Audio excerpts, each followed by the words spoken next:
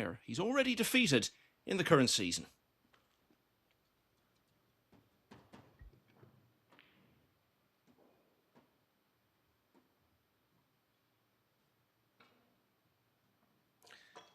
(1987 and 1992 were Jimmy White's title years in this tournament.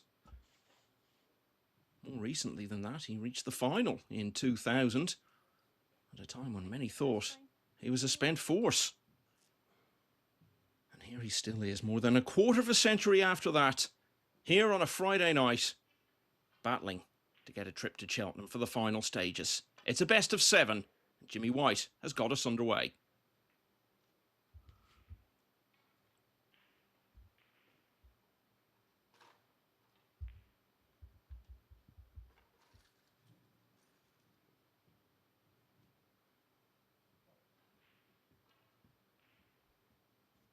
Sean O'Sullivan back on the tour this season for his 4th stint, having come through Q School earlier in the summer.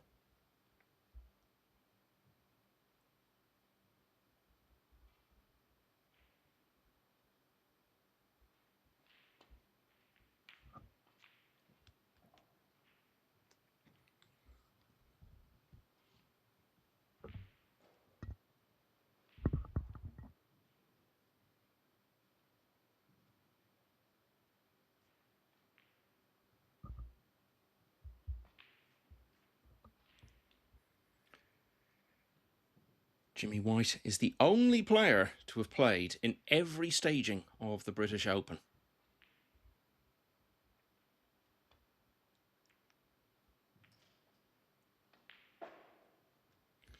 There is a belief that he didn't play in it in 1989, but it isn't correct. He withdrew during the tournament, but he had already played and won a match.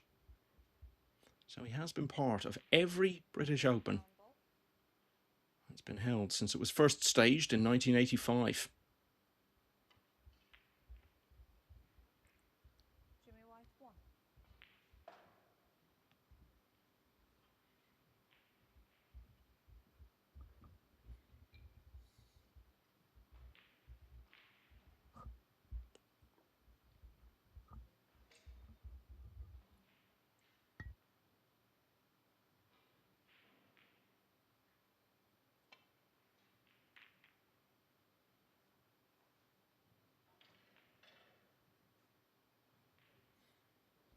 "64 years of age.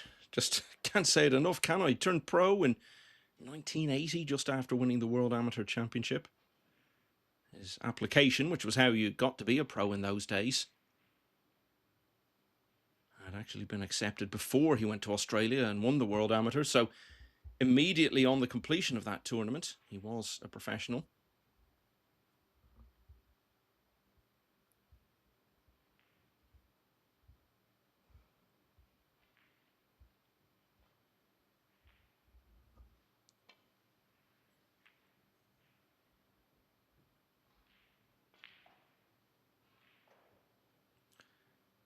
White's first ever match in the British Open. I'm sorry, this reference might go above the heads of a lot of people, but his first ever match in this tournament was played in the week that Band-Aid was knocked off the #1 spot in the UK.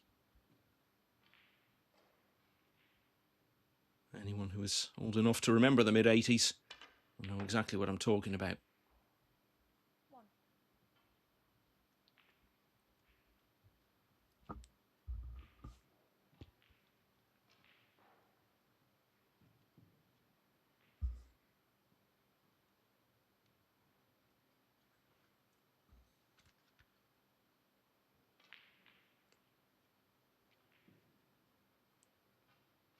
Blue ball.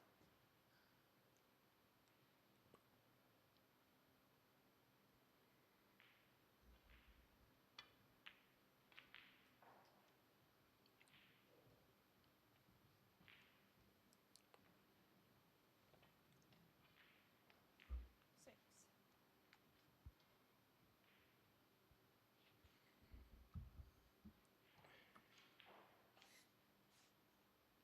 It was actually in the forerunner of this event, the old Yamaha tournament, that White made his professional debut. all the way back in 1981. The win over Patsy Fagan, the former UK champion. Jimmy White 6.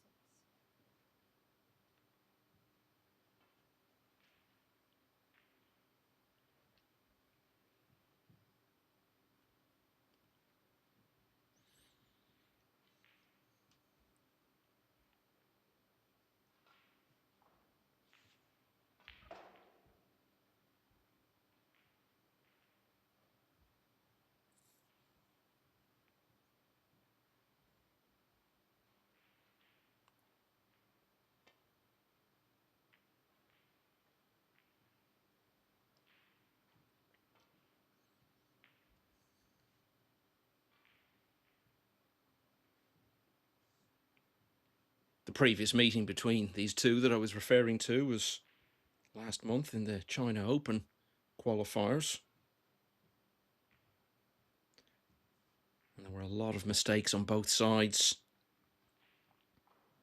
White lost the opening frame, but then won 6 of the next 7. And towards the end, he started to play well, had breaks of 112 and 59 in the last 2 frames to see it out.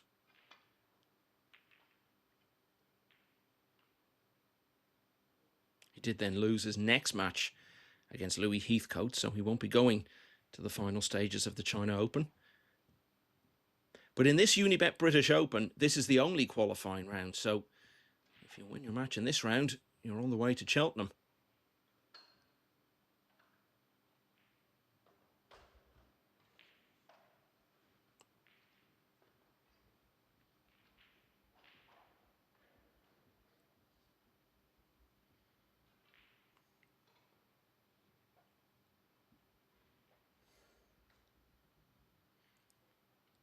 There have been 3 qualifying tournaments completed already this season, and neither of these players has made it through in any of them. But someone's going to tonight.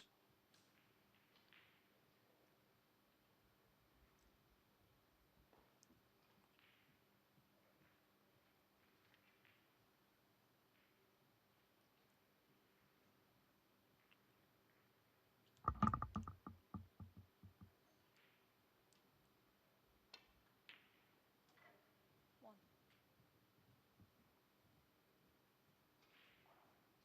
32 years of age, Sean O'Sullivan. He was actually born on the weekend that Jimmy White famously missed that black, just a few balls away from becoming world champion.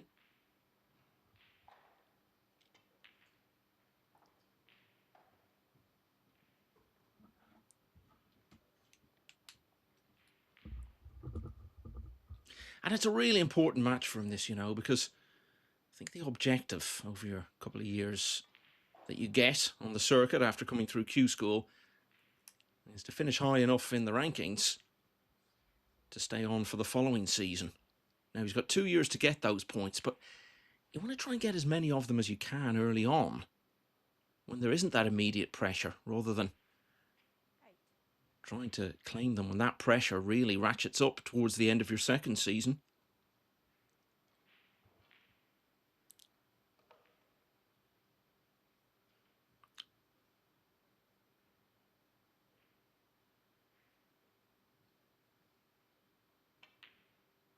And primarily, that means trying to get into the top 64. He's never been there in his career. 14.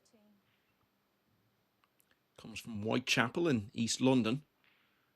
When it comes to football, of course, he's very much North London. I was so thrilled when Arsenal won the Premier League title for the first time in 22 years back in May.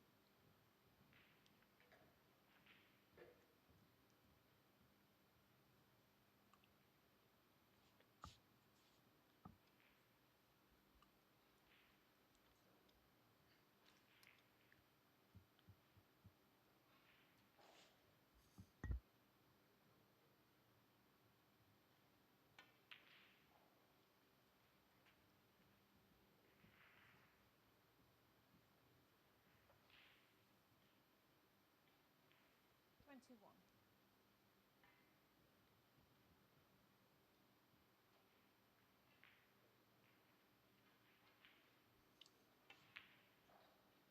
He's a really good lad, Sean, and one of these guys who just loves the game, and one or two players, including maybe his namesake, who sometimes try to play it down and make out that the game doesn't really mean that much to them.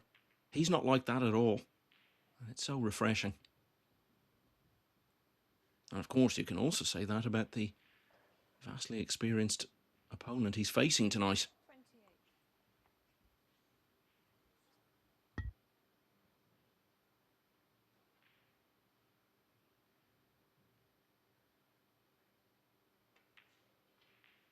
28.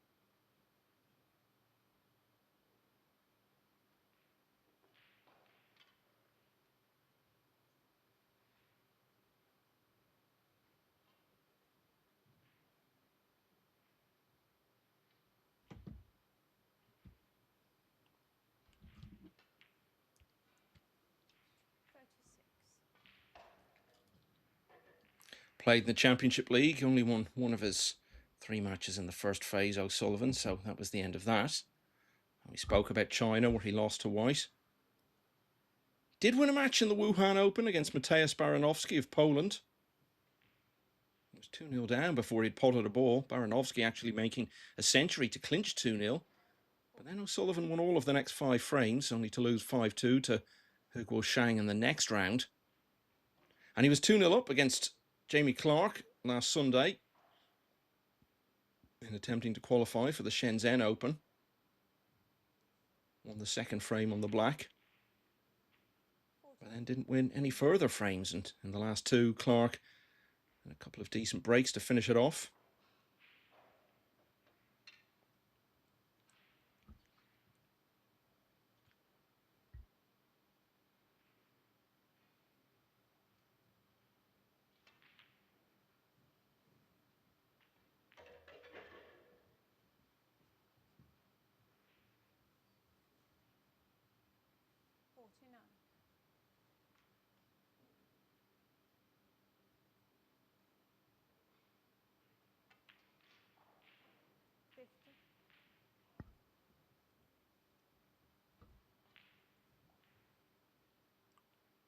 So at that point now where he's closing in on taking the frame. A little bit of a tester this, but nothing really stands out as being much of a problem from here.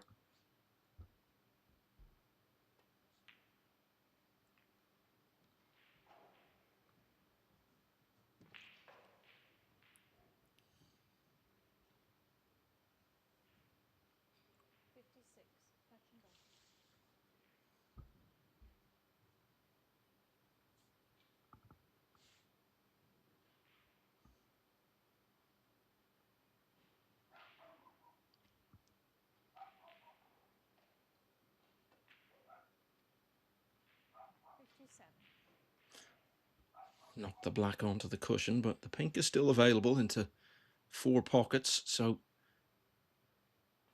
there's enough there to get him over the line here. 56 in front.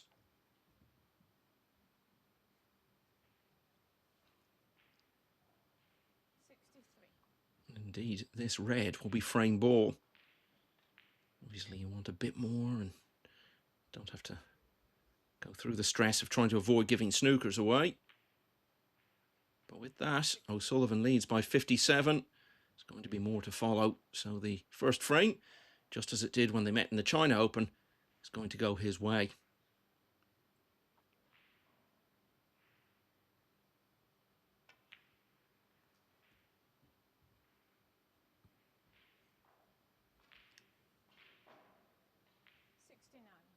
It's already a higher break than he made at any stage of their previous meeting last month. But it will go no further. So 62 in the difference. I think White probably will come back to the table.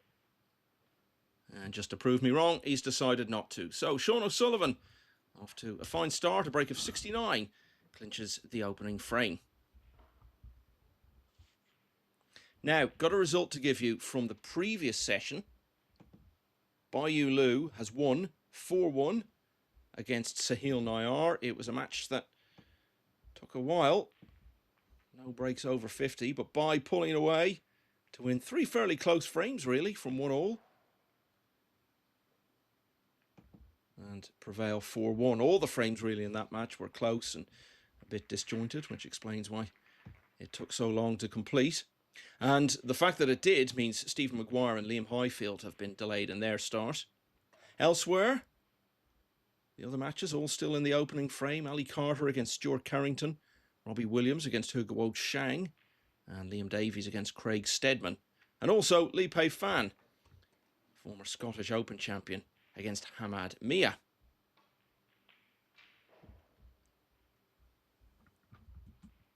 Usually in the qualifiers you know who you're going to play, or at the very least it's an either or if you get through. Not the case in this tournament. It's redrawn round by round. So whoever does come through won't know who they'll face in their opening match in Cheltenham until the draw is made on Monday. Off we go again then in frame 2.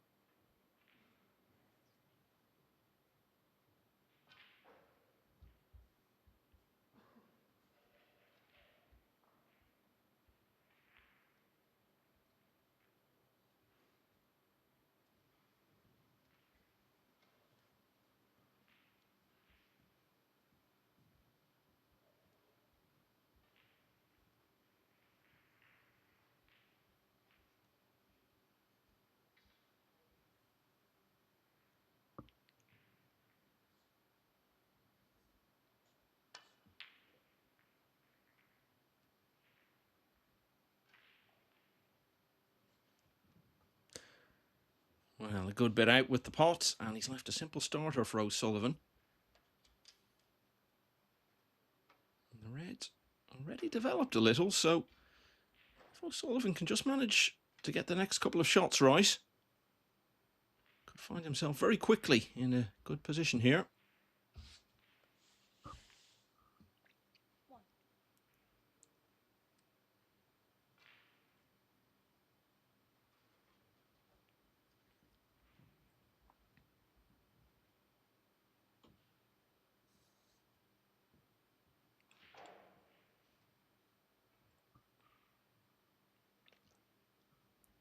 He's been to the last 32 of our ranking event on 6 occasions, O'Sullivan, but he's only won one of those matches.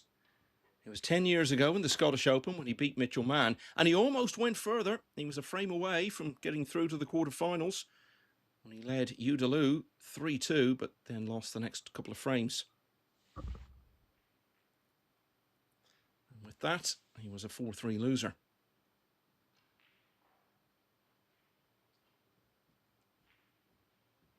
He looked a bit out of sorts and a bit uncomfortable Well, he played white in the China Open qualifiers. He's had all those matches at Q School quite recently, but it's a very different feeling when you're involved in an actual ranking event qualifier against one of the most famous names in the game. And he didn't acquit himself well that day, but the early signs are really encouraging here. Looks very comfortable. He's got a few more matches under his belt now.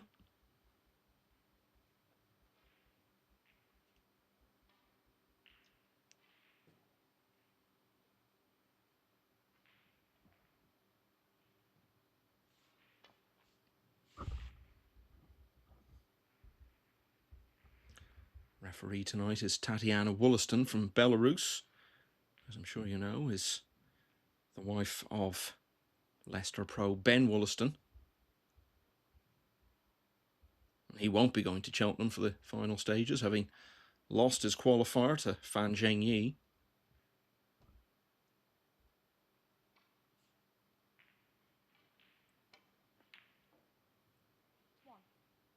Another good positive sign there, and he's got a nice little angle here.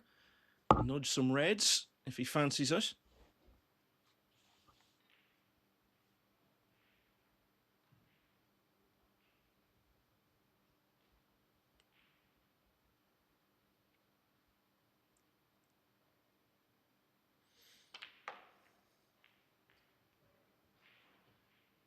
Looking to win a match in the British Open for the first time in his career tonight.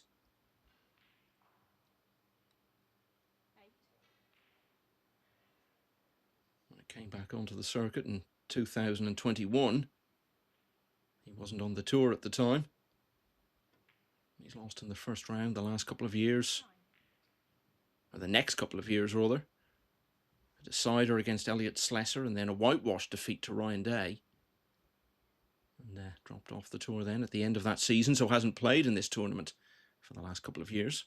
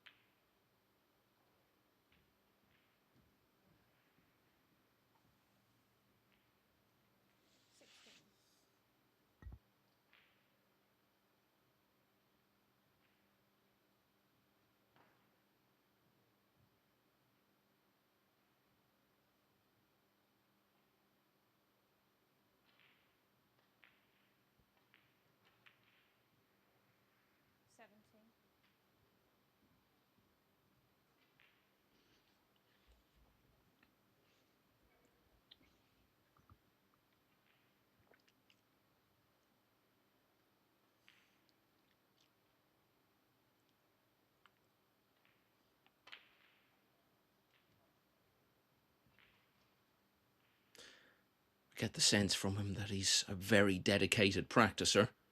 Of course, when you love the game as much as he does, it isn't a chore. But the thing is, if you're not a dedicated practicer nowadays, you simply haven't got a hope. 25.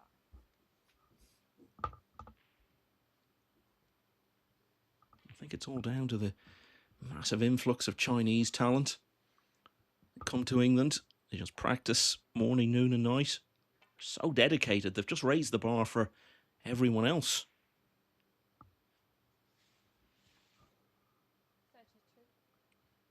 I wouldn't say the days when you can play badly in a match and still come through are over, but it's so rare now. In fact, it's much more likely that you'll play really well and lose.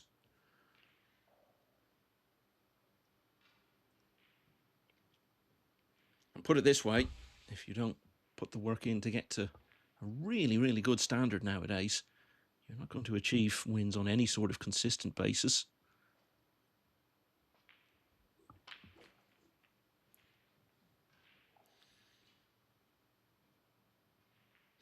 Well, looks as though this one has gone wrong. Always need a bit of good fortune when you're moving a number of reds, particularly with a bit of pace.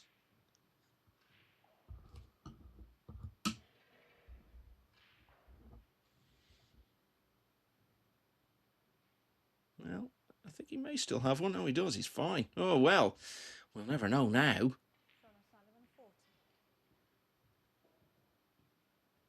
He certainly thought it went.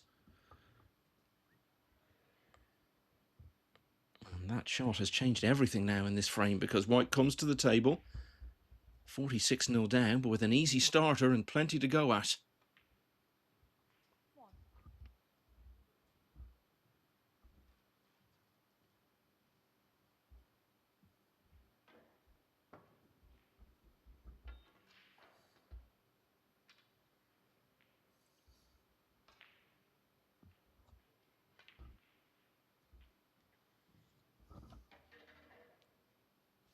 I mentioned that after beating O'Sullivan in the China qualifiers, he then lost in the next round to Louis Heathcote. Lost his opener to Zhang Yun 5-3 in the Wuhan qualifiers, but played pretty well. And then in the Shenzhen Open, he was due to play in Burns. The man from Preston had to pull out. I believe it was because of a back problem. But then White lost 5-1 in the next round to Fan Zhengyi, who played really well back on Monday. Fan had 63 and 119 in the first two frames and breaks of 73 and 69 in the last two. So White was well and truly up against it. Didn't play in the Championship League.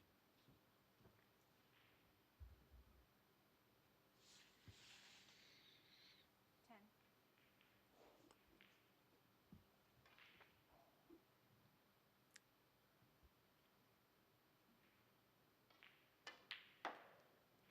11.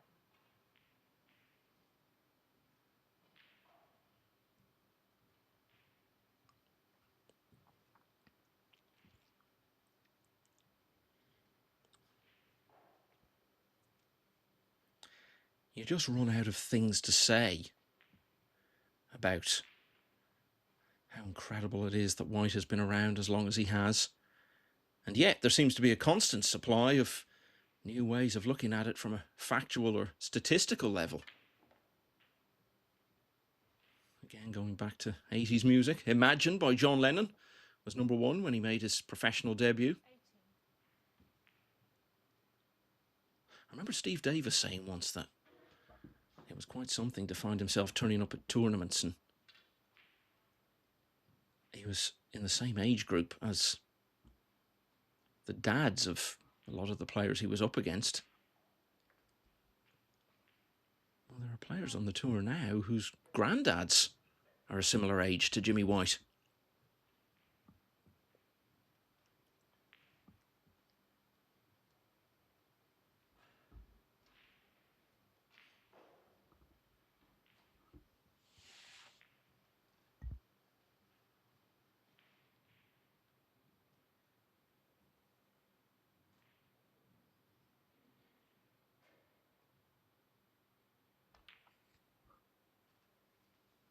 Incredible to think when he started out on the pro circuit, Margaret Thatcher was Prime Minister.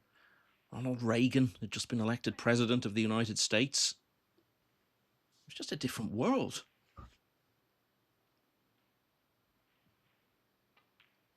No internet, no satellite TV, no mobile phones.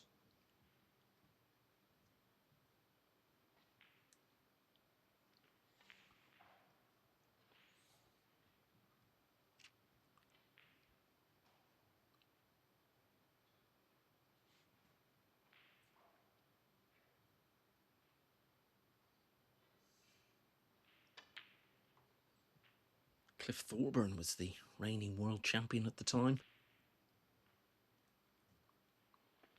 33.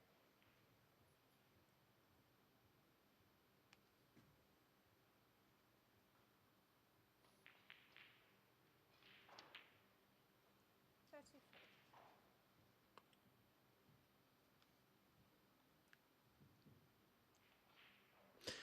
Okay, so this is when things start to get pretty tricky. It's 12 behind. Black will reduce that to 5. He's got a nice angle here to go into those two reds just next to his cueing arm.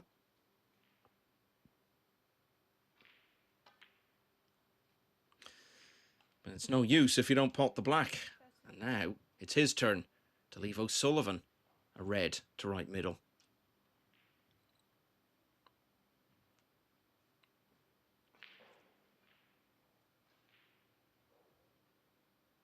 Apart from this red, O'Sullivan himself still has to contend with the challenges of the other two.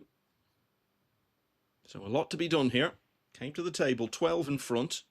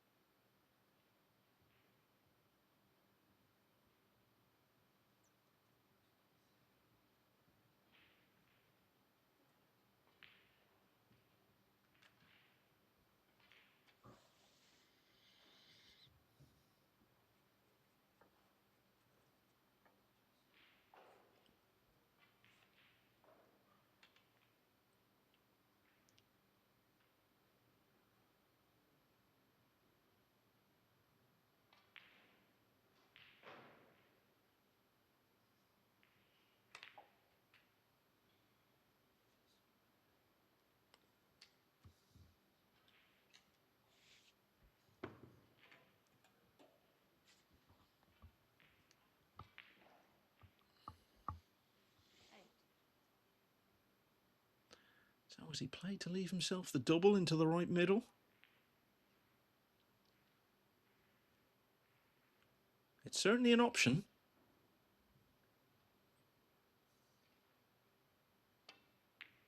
That's what he's gone for, but never really got close.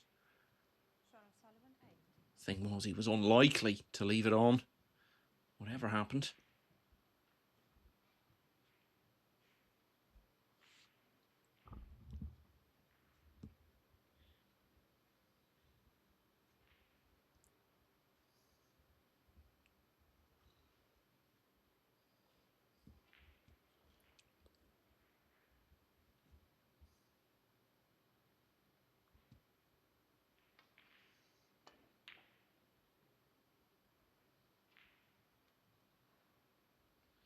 That said, White not far from potting it anyway.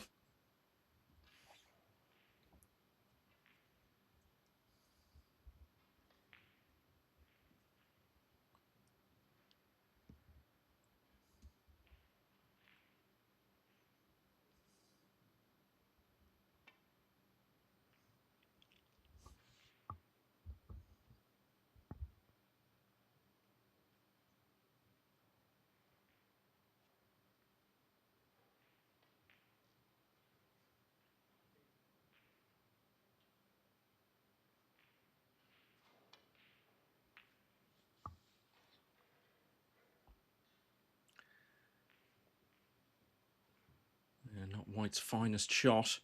He's left a chance at this red. Very testing, though.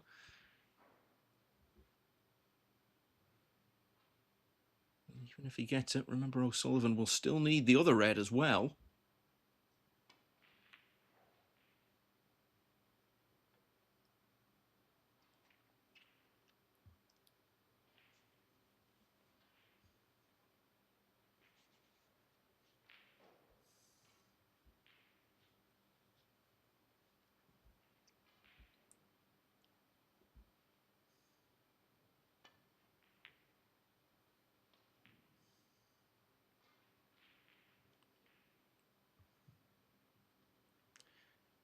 So a different frame to the previous one.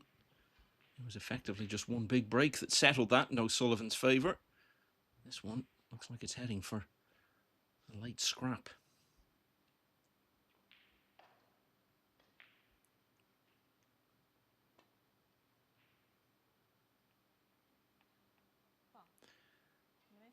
That's one of those shots that as a professional snooker player can make you look quite silly. Trying to catch it very thin. You can easily end up not catching it at all.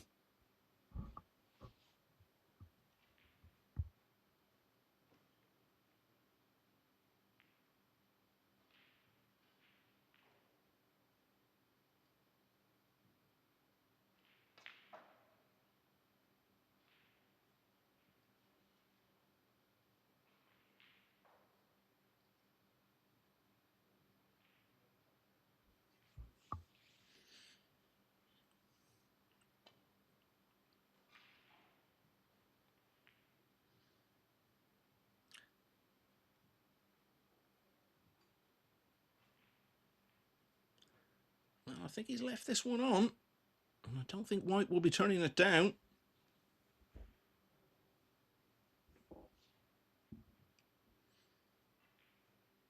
With both reds now in play, this could be a big moment in this second frame.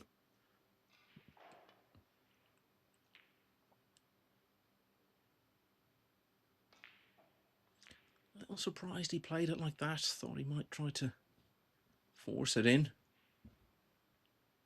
But I think he's got away with it because the red next to the cue ball is blocking the one to left middle.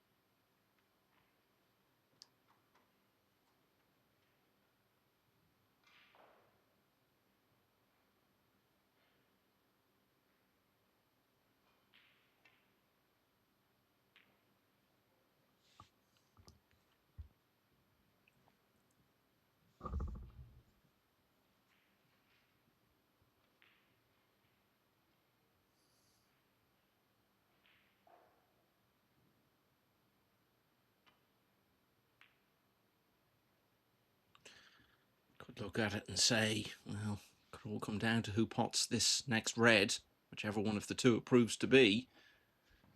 I suppose that really depends on who pots it, because you do have that brown near the ball cushion. White would need that. O'Sullivan wouldn't.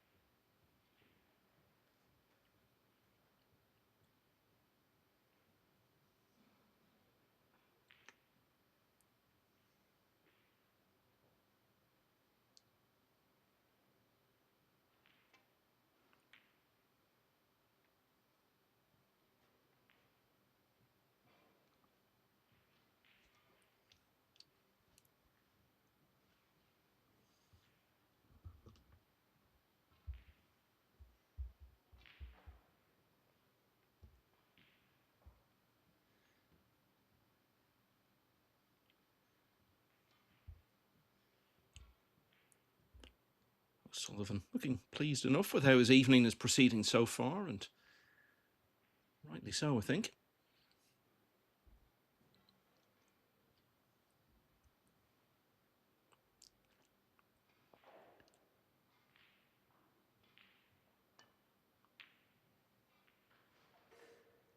Yeah, he never really looked comfortable on that shot. He's left a red on to middle. Good news for him is he's knocked the other one onto the left-hand side cushion.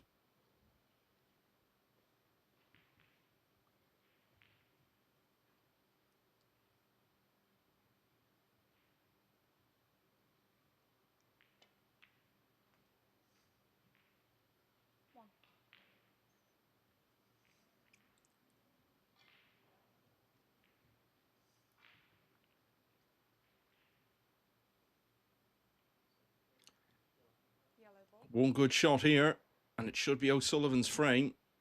If he can get that red into play.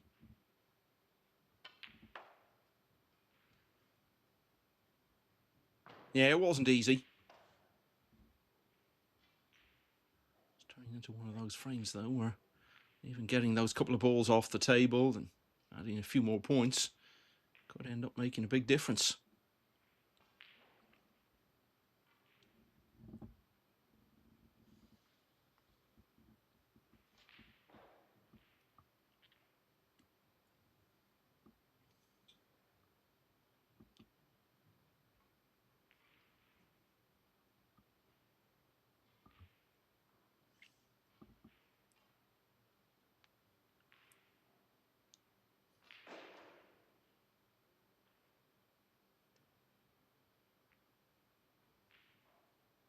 John O'Sullivan, 3.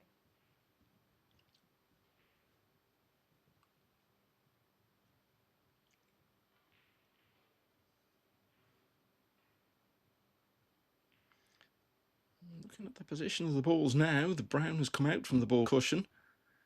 I'd have to say, whoever pots this last red is going to be a big favourite to win the frame.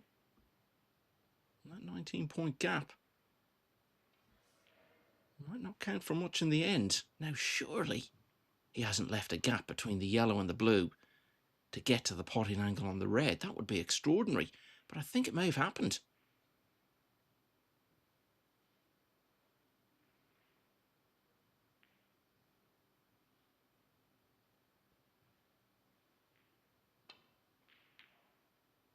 And nicely stroked in.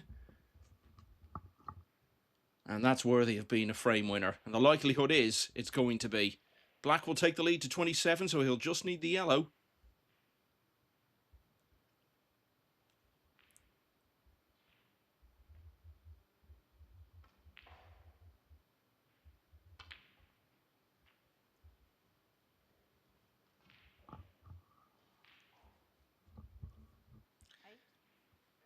So a very different frame to the first one, but it looks as though the outcome is going to be the same.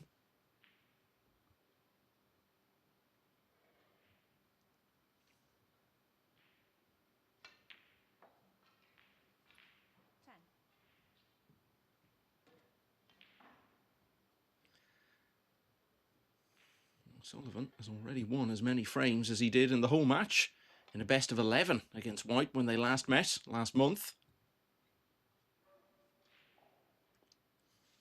That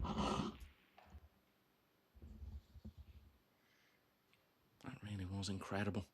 You saw the cue ball come to rest behind the yellow and the blue. It looked as though White had got safe at first glance, but then another look showed that O'Sullivan could get through to pot the last red. It was an excellent shot, and he's gone on from there to take the frame. O'Sullivan leads 2-0.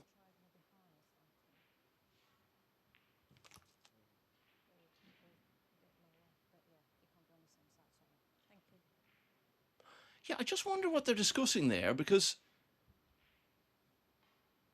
White, I think, had already conceded the frame.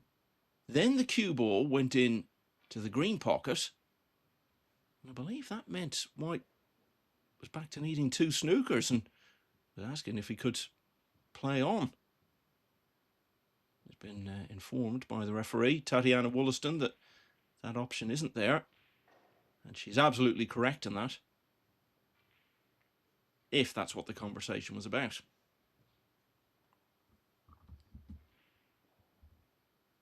Now, let's see what's going on around the other tables on this Friday evening in the Unibet British Open qualifiers. Ali Carter has won the first frame against Stuart Carrington. Hu Guoshang is going well, leading Robbie Williams 2-0. Liam Davies 1-0 up on Craig Steadman. And Lei Pei Fan has won the first against Hamad Mia. The match between Stephen Maguire and Liam Highfield was a bit delayed getting started. But Highfield has just won the first frame in that one against the former British Open runner-up.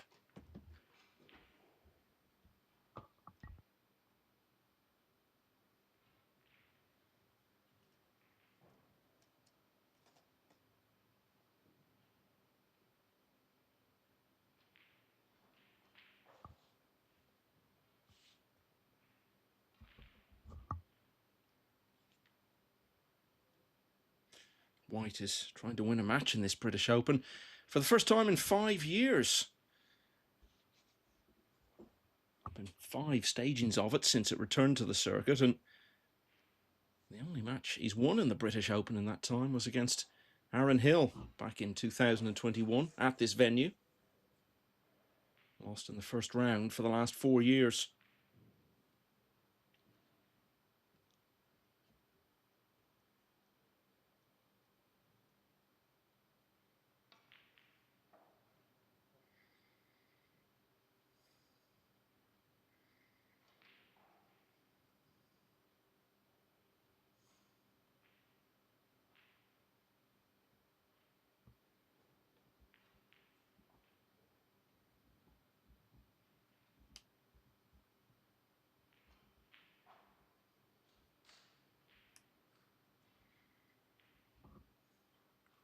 And tomorrow, both of these players will be back trying to qualify for the English Open. 2 wins needed to get through to the final stages. Been good signs from White early on this season. I think he's at a stage of his career now when any match he wins is significant for him. He's already had 2 century breaks, which is 1 more than he managed in all of last season. But I think there might be a perception among some of the general public that White has been no good for years and hardly won a match in recent times. Well, it's just not true at all. And you think back to about 3 years ago, he had a wonderful run, including a win over Judd Trump in a ranking event, again at this venue. And he's been getting the 2-year wild cards to stay on the tour for around about a decade now. But as recently as 2023, he managed to stay on the basis of his own ranking and his own performances. Already under pressure here, though. A potential 5 frames to play. And White has got to win 4 of them.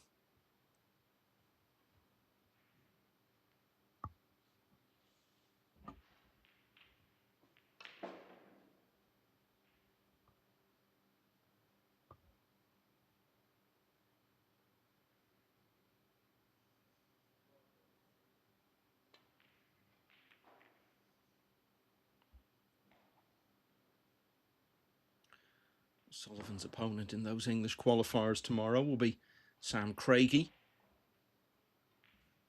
in the lunchtime session. If he gets through, he'll face David Lilley for a place in the final stages. White will also be in action in the 1 o'clock session tomorrow against Ka Wai Chung of Hong Kong. And whoever wins that will really be up against it in the next round, because they'll be playing Changbing Yu, who's been in incredible form recently and played very well again, beating Stuart Bingham on this table this afternoon.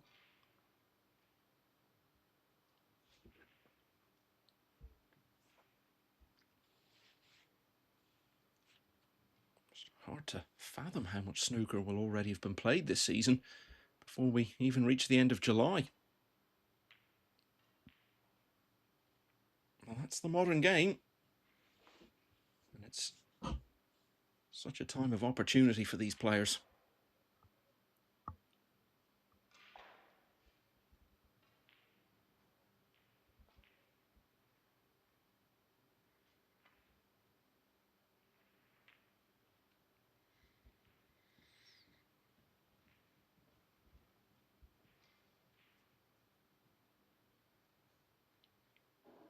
was saying earlier, O'Sullivan's best run in a ranking event is to the last 16. Now, those stats don't include the minor ranking events, and one of those was the Riga Open back in 2014 when he got to the quarterfinals.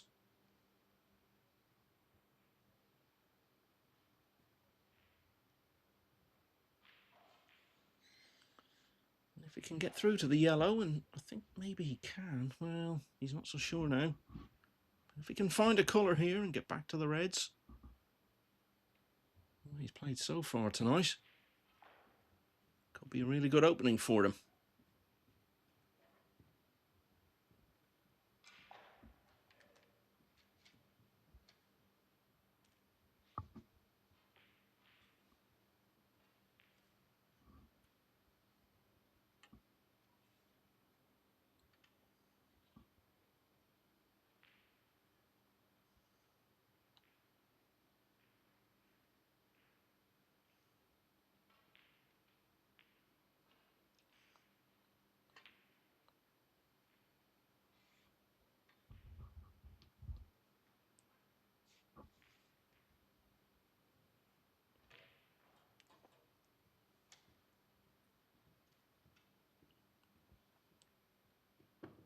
Four.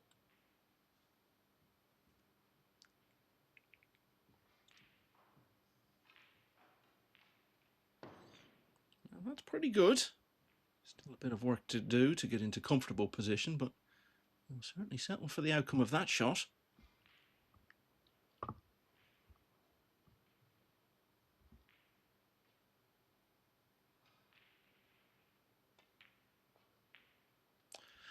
Less so, that one. Sullivan, 4. And that really seemed to hold the key, because if he could have potted that, taken the black, got its back in its spot, could have been a really good opening.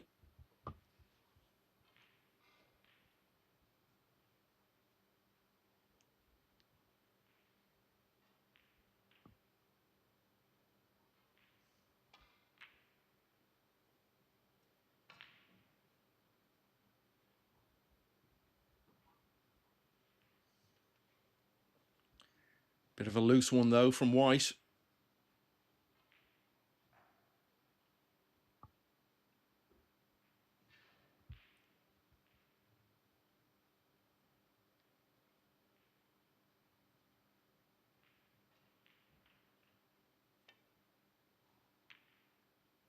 Yeah, he was down on the shot a very long time, and I don't think it helped him.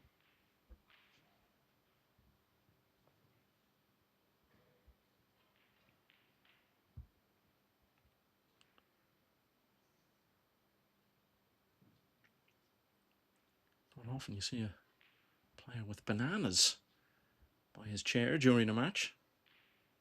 Remember Peter Ebdon once walking into the arena carrying a blender full of bananas that he'd mashed up. I think there was something else in there as well.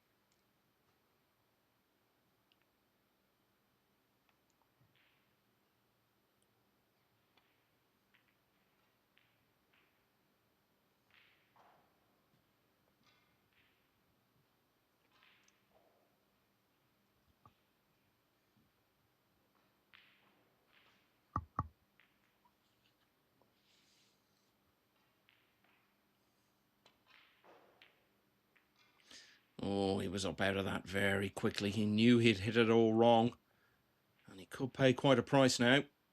But White really needs to start getting this going now. Really got to win this frame.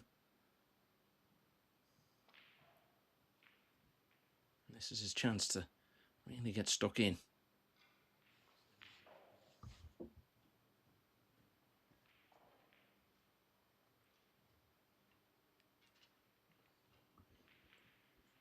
Much could depend on how quickly he can get the black back on its spot.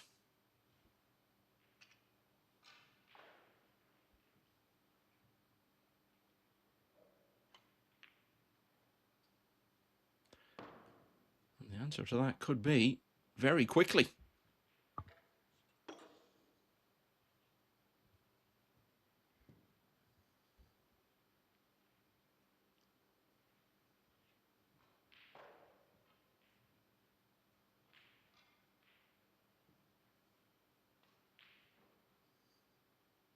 Only won 3 matches last season.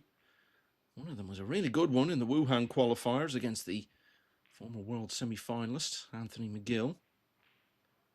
He also won a qualifier in the English against Kawai Chung, who he plays in English qualifying tomorrow. And he beat Sonny Akani in the qualifying for the Welsh.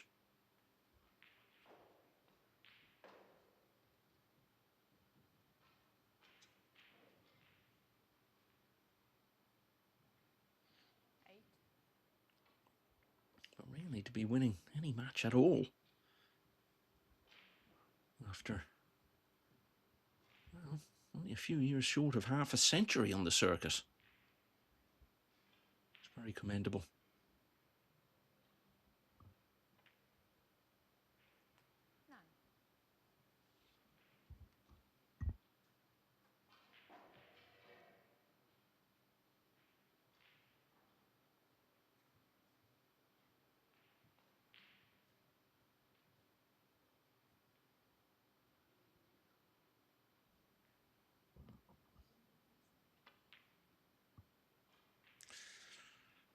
Oh, that is not, though, and that's a very worrying sign for Jimmy White's many, many fans. That's a really bad miss.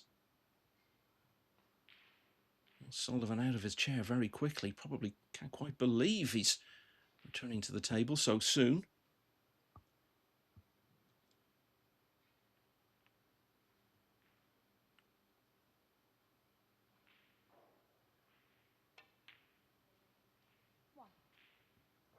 What a chance this is.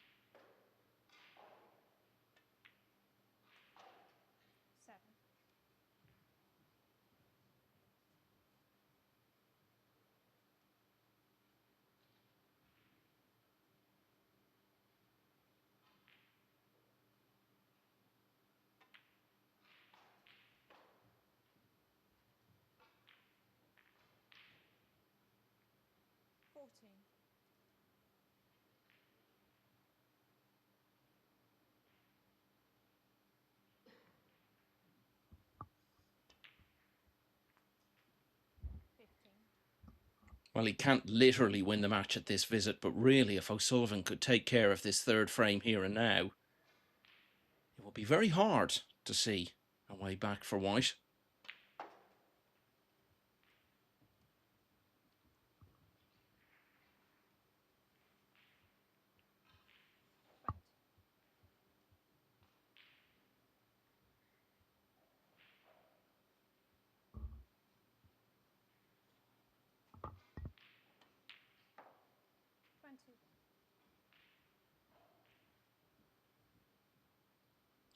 And of course, you've got the psychological blow of White knowing these could all have been his. Had it not been for that really bad miss on the pink. Even for a player who's been through it all down the years, things like that do get in your head. He looks a completely different prospect to what he was like when they played in that China Open qualifier around about 6 weeks ago. Looked unsure of himself, hesitant. But he's just bouncing around the table now. Loving being in front of the cameras, on the main table. 36. And playing well.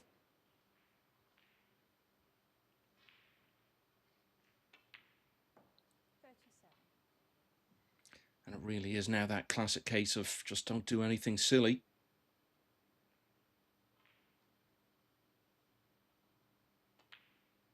All pretty routine stuff to get him from here to the finish line in this third frame. 44.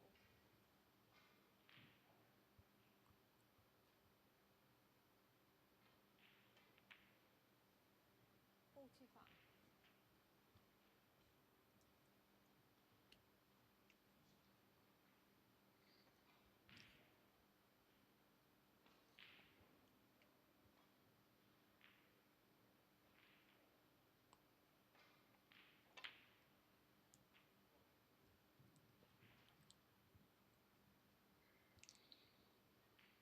52.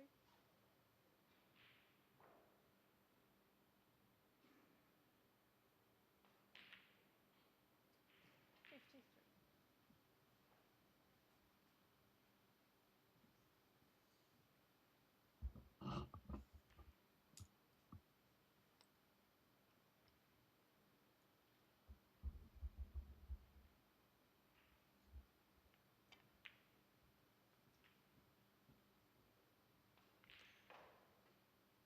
He goes to 53. This red, this frame ball.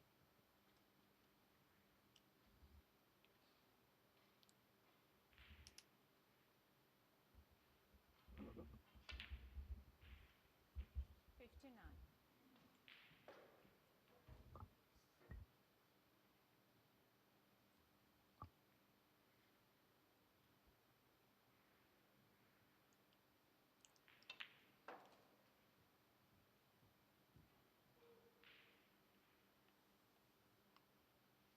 64.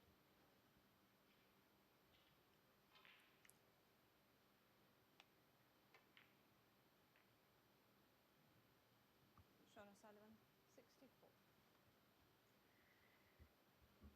So his second 60-plus break of the match.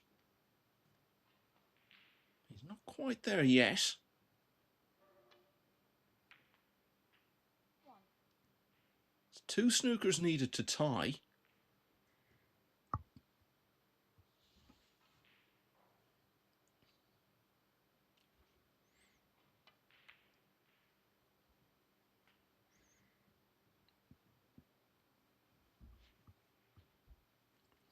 8.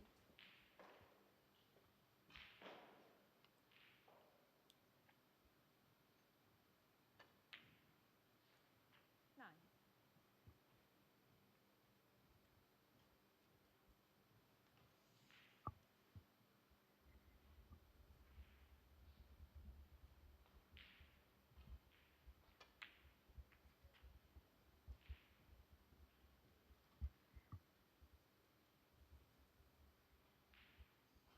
16.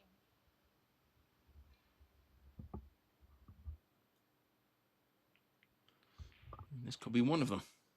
Well, not sure that's gone to plan at all. Looked for a moment as though he might even leave the red over the pocket, but certainly hasn't got the snooker.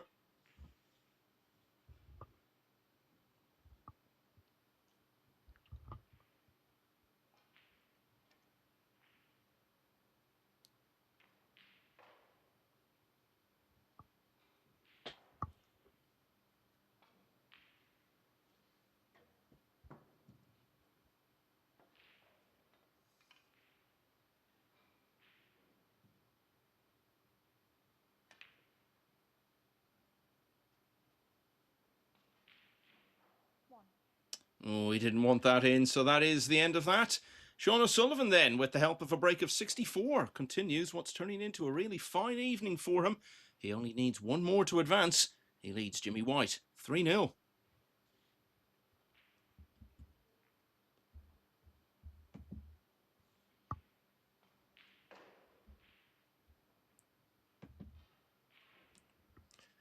Elsewhere, still 1-0 in favour of Liam Highfield against Stephen Maguire. Ali Carter now 2-0 up on Stuart Carrington. He Guo Shang is leading 3-0 against Robbie Williams, who's a former British Open semi-finalist.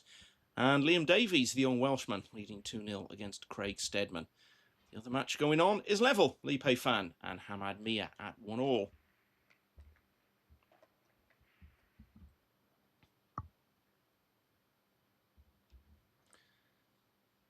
1987, Jimmy White's first British Open win, and although he was the higher ranked player going into that final against Neil Foulds, I think he went in as second favourite because Foulds was playing so well at the time, and indeed Foulds led 4-0.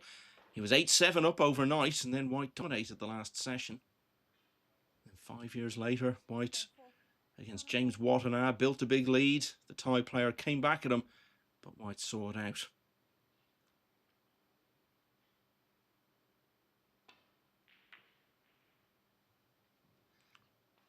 White has won 10 ranking titles. 4 of them came in that year of 1992. He's one of only 13 players to have reached double figures in terms of career ranking tournament wins.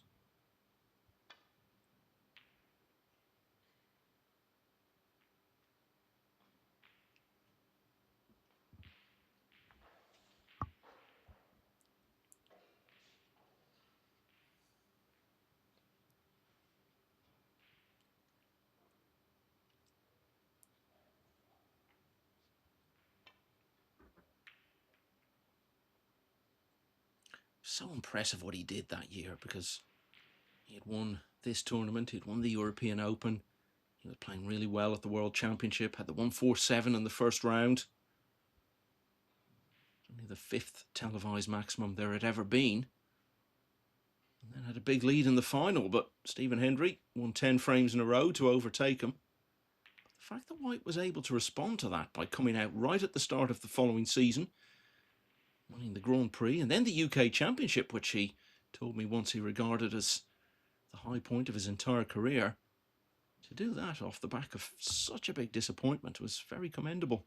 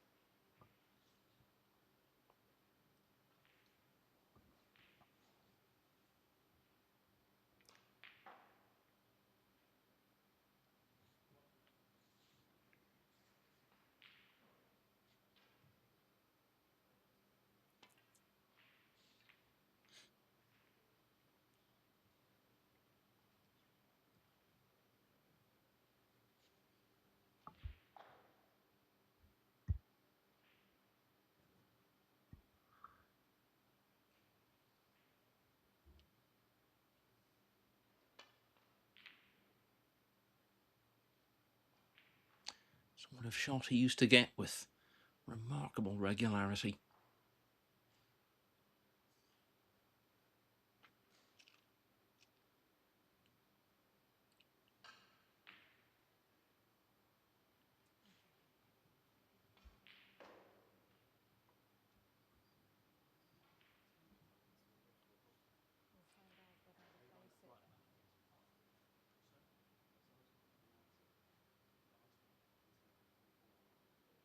I'm not on Snooker.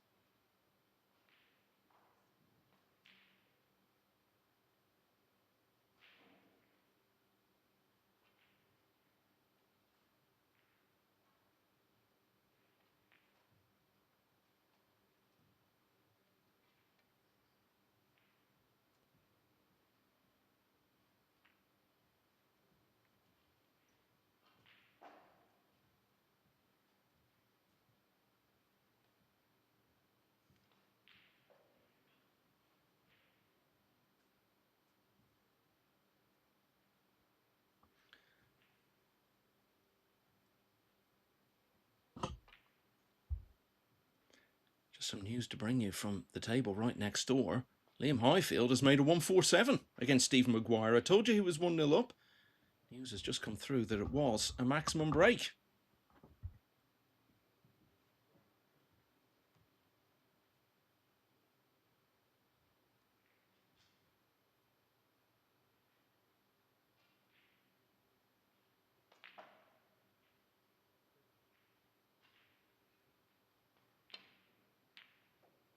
One. Well, that might just be the best shot we've seen in the whole match.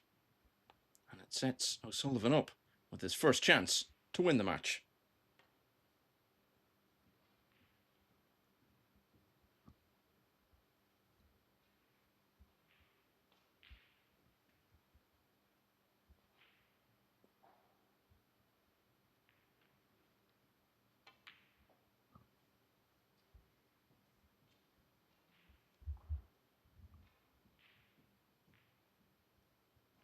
Eight.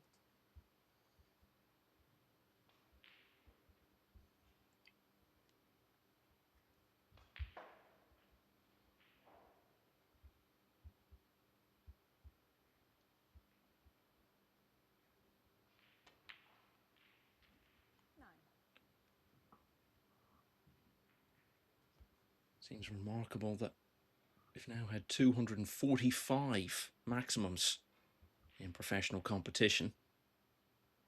And yet every time there's one, we still get that little ripple of excitement. A sense that it's a big moment. And I guess when you look at it, even 245, that is an absolutely infinitesimal percentage of all the frames of professional snooker that have ever been played.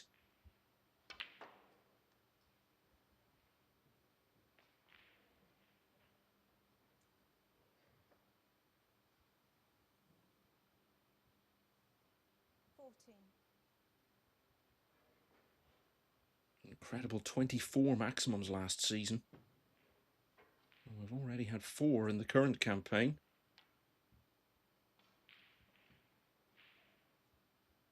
By this date last year, there had still been only 1 on the board, so only signs that that record could come under threat. We've had Michael Holt, Si Jiahui and Chang Bing Yu making maximums already this season before Liam Highfield. Great to see that for Liam. Came back on the tour last year after a 1-year absence, having prior to that been on for 14 seasons in a row. Comes from not far from here.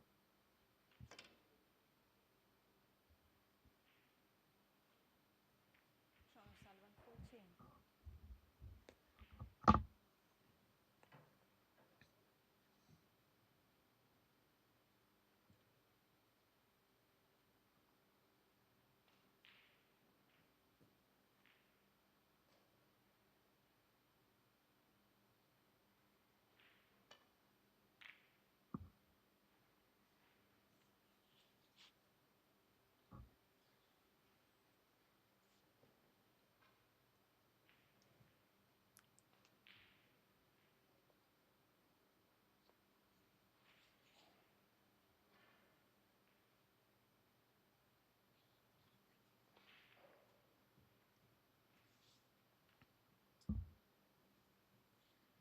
Guaranteed minimum £3,000 for whoever comes through this match. And of course, with it, 3,000 ranking points.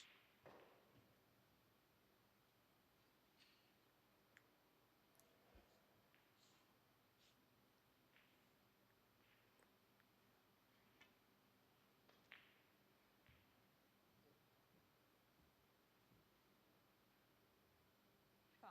And a miss. Jimmy White, 4.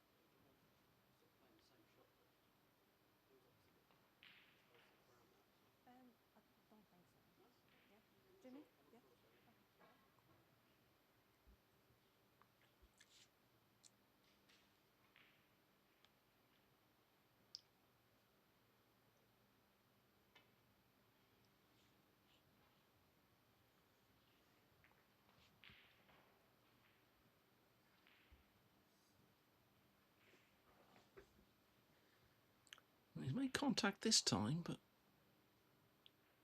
well, for a moment there, it looked as though White was sizing up a potential red to the left corner. Not to be, though.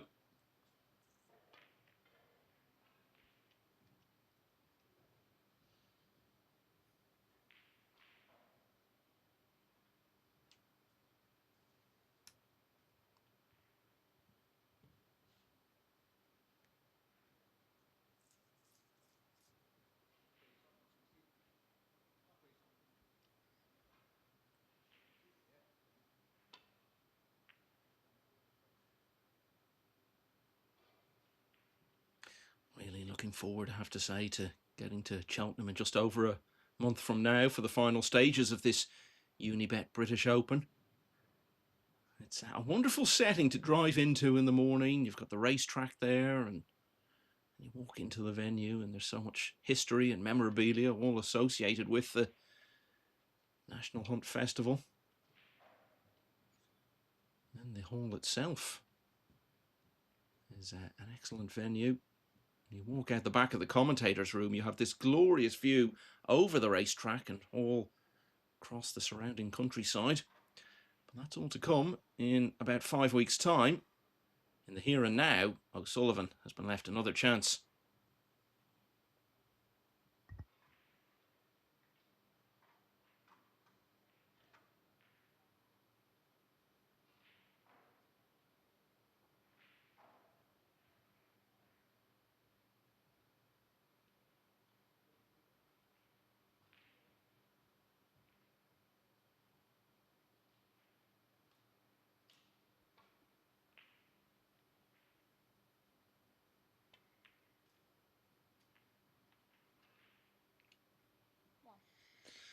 Yeah, it was such a tricky shot, wasn't it? Needed to be so precise and have a bit of good fortune to get in a colour, so it's not turned out too bad for White at all. Blue ball.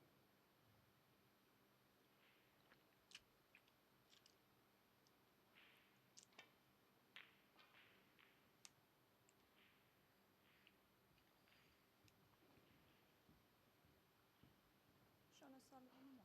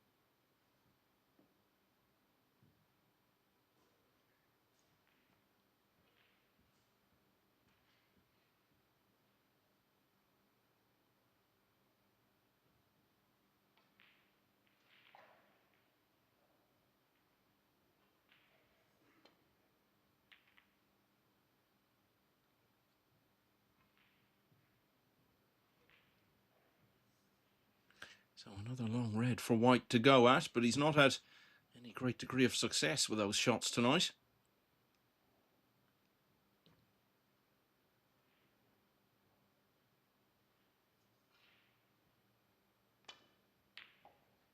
Has this time, though. 1.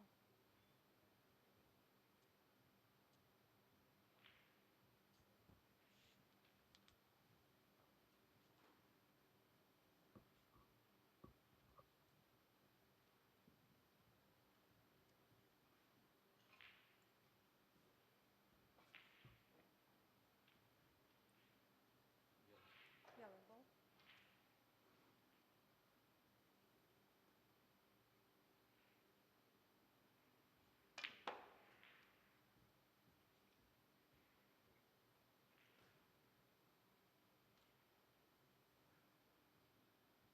Three.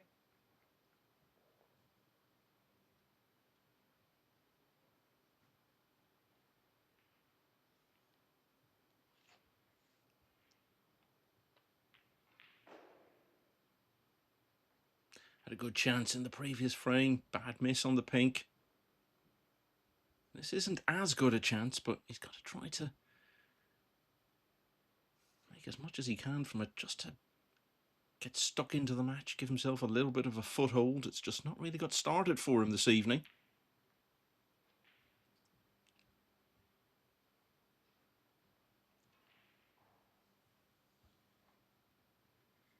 10.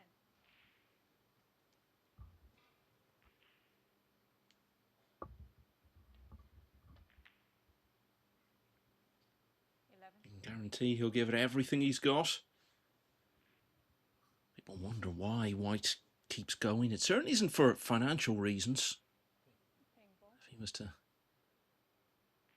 pack in playing tournaments and concentrate on exhibitions, he'd make far more, probably. But he just loves it and just wants the challenge. Comes to the end of his latest 2-year card this season, but as he might say himself, make no mistake, he will be setting himself the goal of staying on by right at the end of this season. It's going to take a huge upturn in form, but he'll keep trying. 18.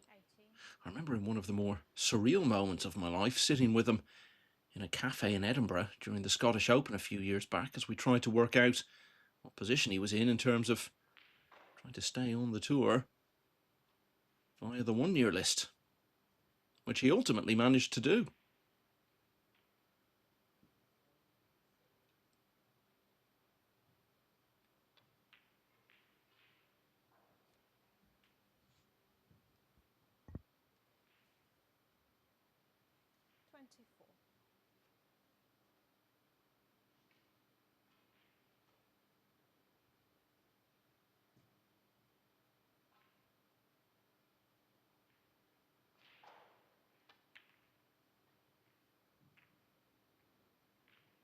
Well, what on earth has happened there?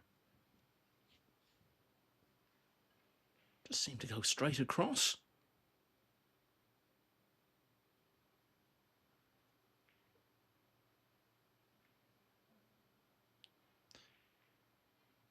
Although not comparable to the one when he broke down on the pink earlier.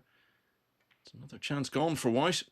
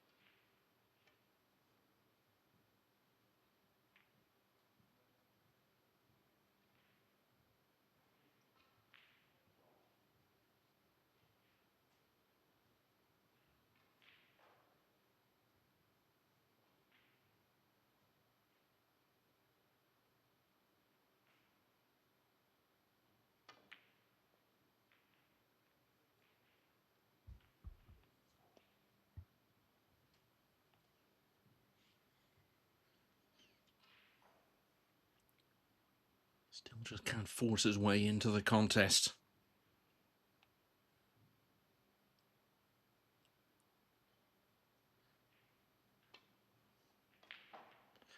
O'Sullivan will be so eager to get this done now.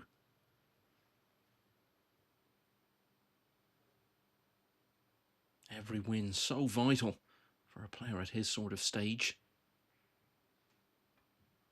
And he knows in a best of 7 it can always slip away from you.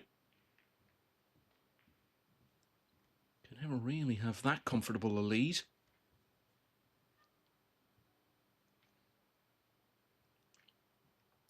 But suddenly things may have opened up for him here. He's got this red to the right corner. The black is now out into the open. That's assuming the red goes. His body language suggested he was lining up to pot it, but maybe a little bit of doubt.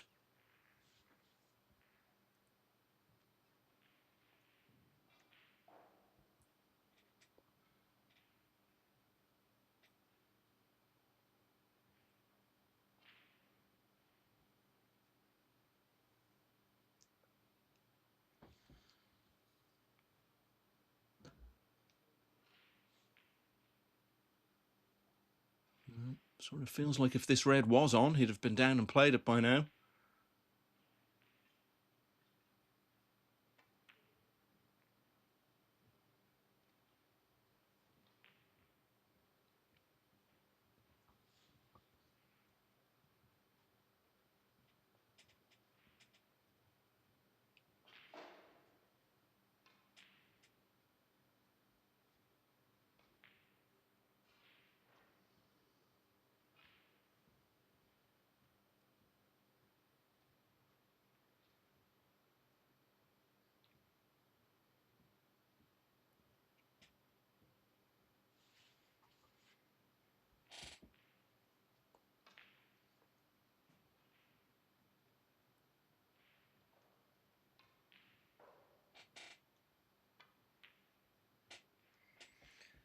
Yeah, it was a bit of a misjudgment that from O'Sullivan, you might say, because the way he played that shot, there was a good chance he was going to leave the red on to left middle. As it turned out, it's not cost him anything. Might even give him the chance to play a good shot here. Put some pressure back on white.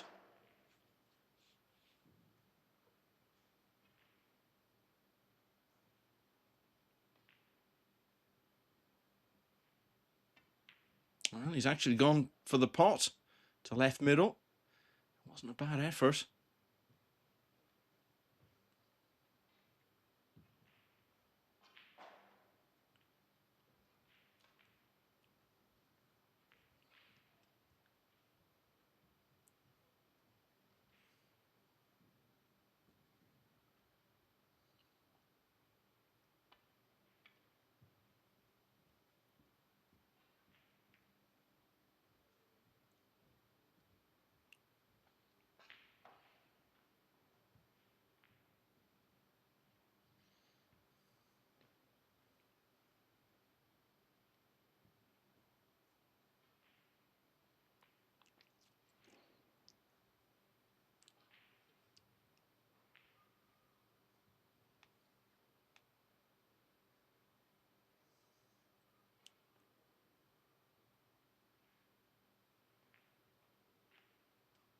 Well, he can't be eyeing up a 3-ball plant, can he?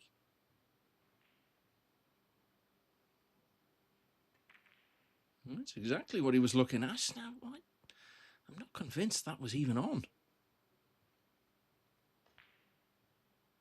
A lot of difference, of course, when you're standing right behind the shot, so we'll have to give him the benefit of the doubt.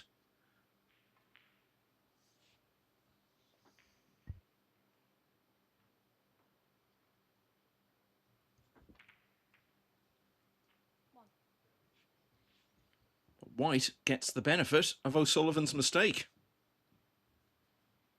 Now, can he carve out something here? Because black is available now. It'll be onto both pockets if he can get it back on its spot. There's a bit of figuring out to do with the reds. Oh, but that's poor. That is very poor and very sloppy. And it's such a waste of a bit of a gift he'd been given.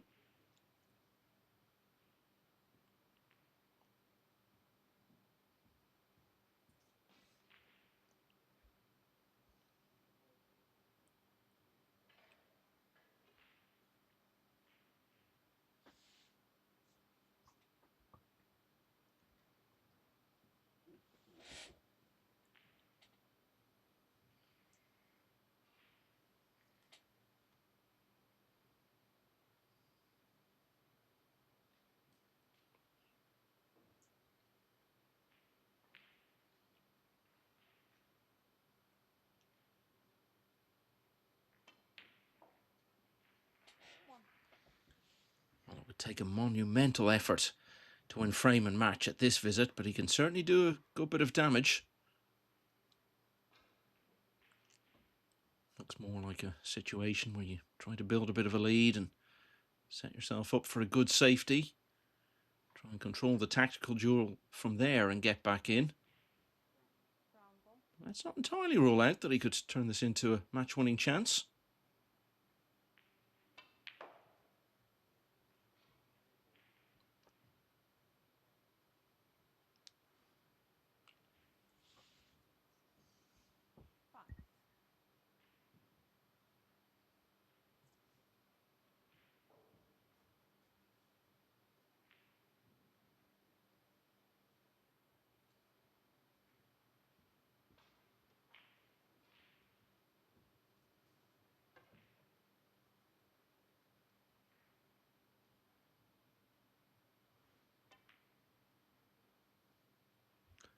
We can rule it out now, though.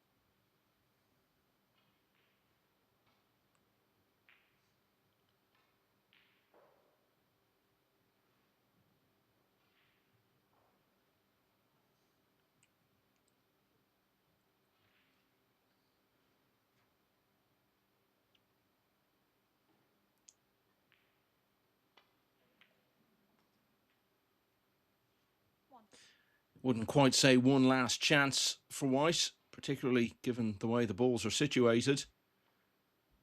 But he certainly needs to start making something happen soon. Even after all these years, he's still capable of being disappointed when he doesn't perform well. And when he beat O'Sullivan in the China Open qualifiers, the only win he's had so far this season. Played pretty well towards the end. There were good signs there.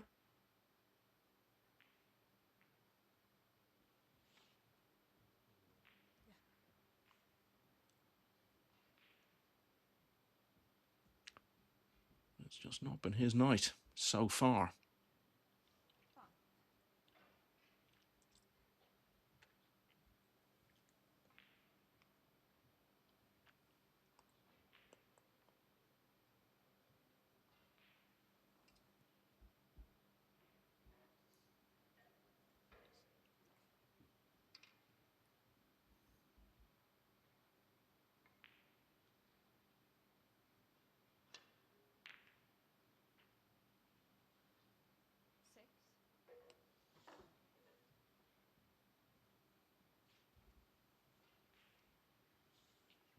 Well, little by little, it's just looking a bit more promising, this chance.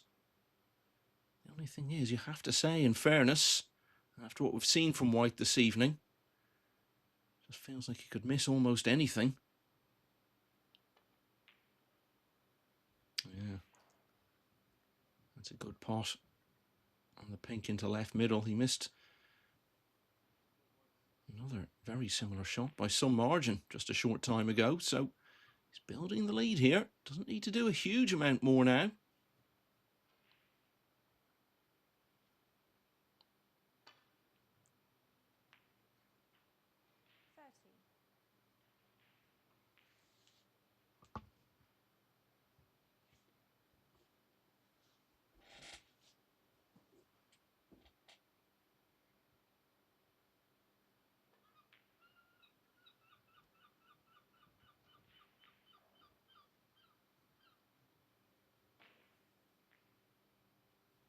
30. So 28 in front with 51 left. Potentially just 3 balls away from clinching this 4th frame.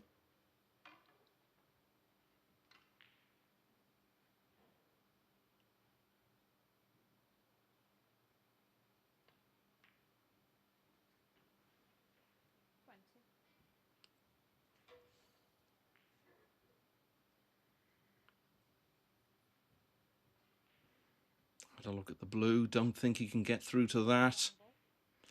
Yeah, so it's not going to happen at this visit, but that's okay. He's built on his lead now. He's 29 in front.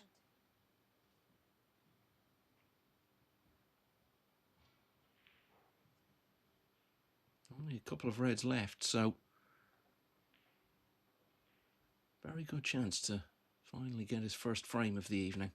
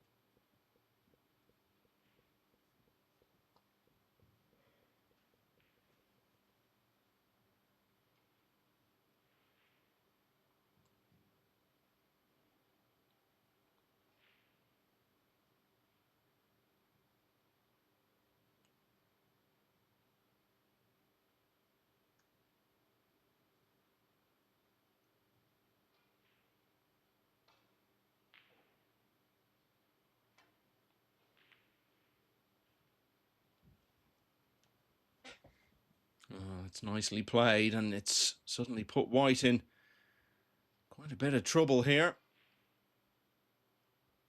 Both reds freely available.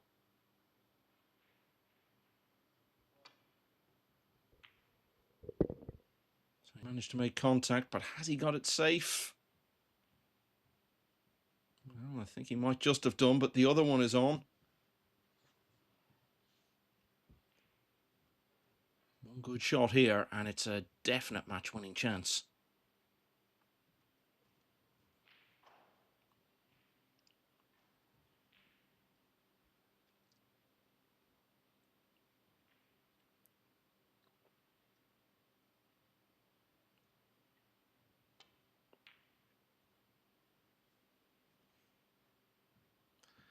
But as soon as the chance has come, it's gone again.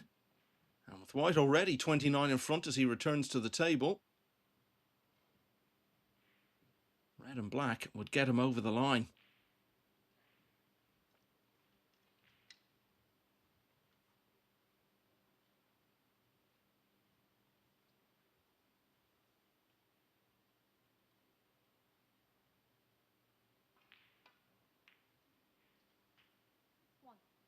Ooh, but hang on, he's come. Well, he's okay. Looks like he might get stuck on the black there, but he'll be fine. So it looks as though Jimmy White is, at the very least, going to avert the whitewash. And so long as you can keep punching in a best of 7, you've still got a chance. You can never be so far behind that it looks an impossible task. And he's going to take the blue. So that means 35 in front with 35 left, but he's got this red over the middle, so 6. should still be okay.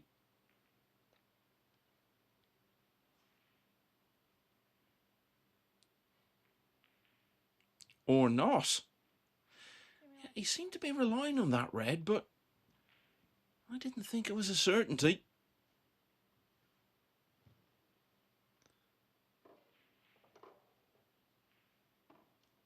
But even if O'Sullivan can pot this, remember he's going to have to get in and out of bulk to get on the black if he's to avoid falling into the snooker's required zone.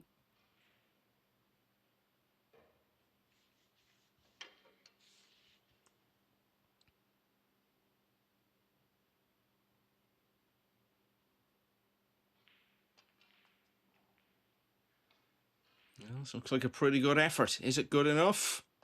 Looks like he's gone too far. So does he go for the black? Or does he settle for the pink and try to get a snooker on the colours?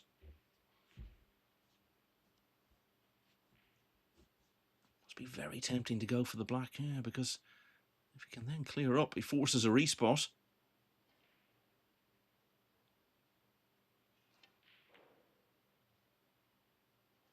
Oh, that's so unfortunate. He's played that really well. I think it was definitely the right choice of shot.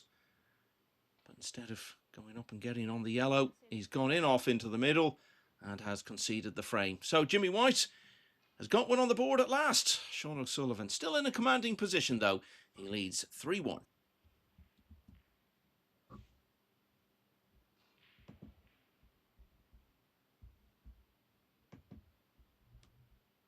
What a night for Liam Highfield. He's had first maximum of his pro career, and he's now leading Stephen Maguire 3-0. He's just won the third frame, only needed one scoring visit to do it. Break of 84. Liam Davies and Craig Steadman level at 2-all. Leipei Fan leading 3-1 against Hamid Mia. And a couple of matches finished now. Huguo Shang winning 4-0 against Robbie Williams, player who's been to the semi-finals of this British Open in the past. And a 4-0 win also for Ali Carter against Stuart Carrington. Breaks of 64 and 91 for Carter in the second and third frames, and he won a couple of fairly close ones either side of that.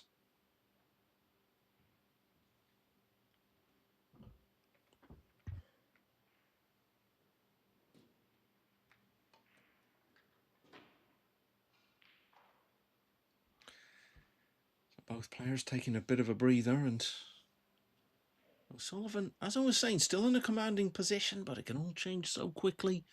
You lose the next frame, and then all of a sudden it's only 3-2, and it's anyone's match again. So we could still be here for a while, yes? Enjoying the action on this Friday evening.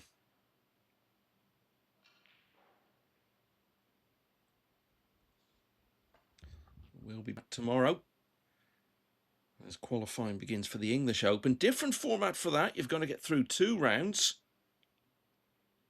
Certainly these guys do anyway. They'll both be starting from round 1.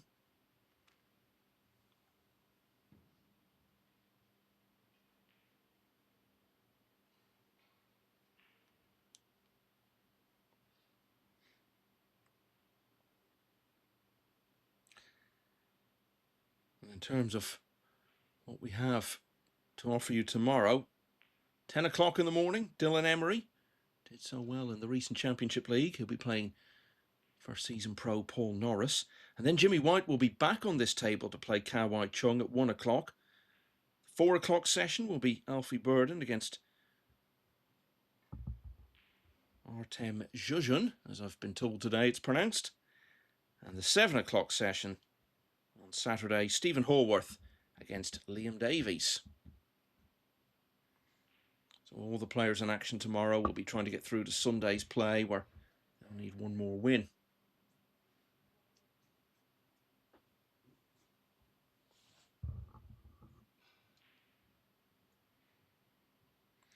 And then next week it's the Shanghai Masters, which was a ranking event and has been sort of repurposed in recent years as a elite and very lucrative invitational.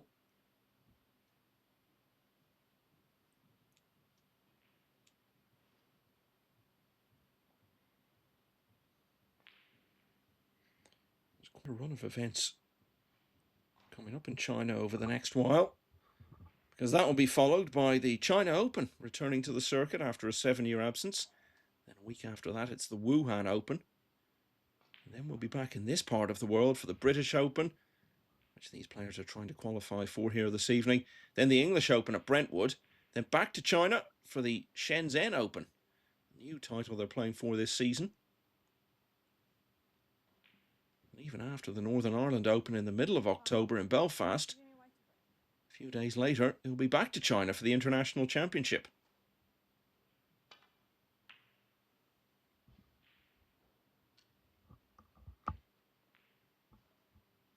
And this is the season which brings us to the 40th anniversary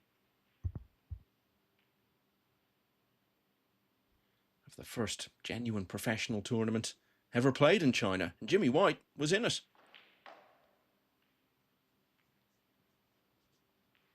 Remember, it started with 8 players going over, 8 of the best in the world. And they all faced a Chinese opponent. In the first round, over the best of 3, White was the only player to drop a frame. Put it behind him, though. Went on to reach the final and lost to the late Willie Thorne.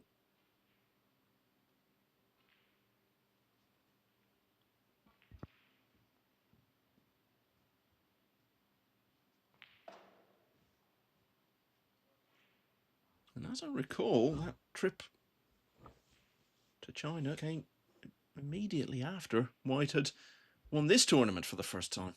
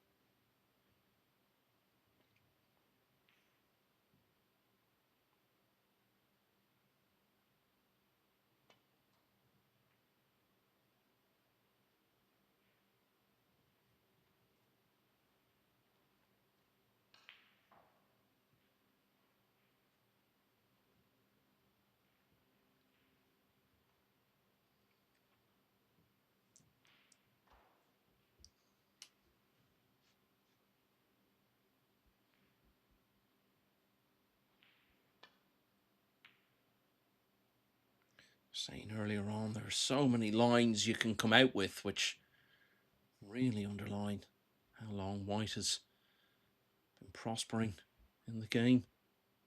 And here's another one. It was 40 years ago this year that he won his first ranking title. A dramatic finish to the Mercantile Credit Classic against Cliff Thorburn.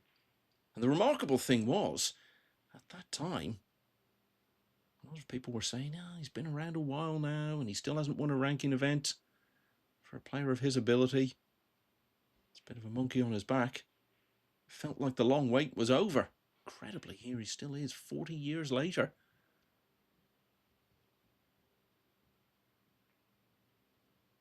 So those first 5 years or so of his pro career that he didn't win a ranking title, just a very, very small fraction of the total time he spent on the circuit. And of course, he had won a number of other very good events prior to that. Most notably the Masters in 1984.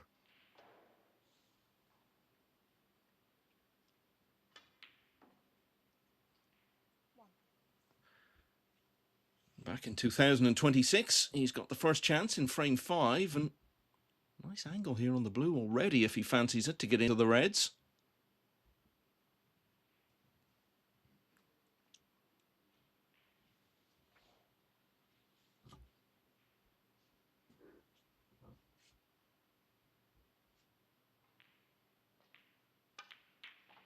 That's exactly what he fancied. Now, how's it turned out? Well, not great. 6.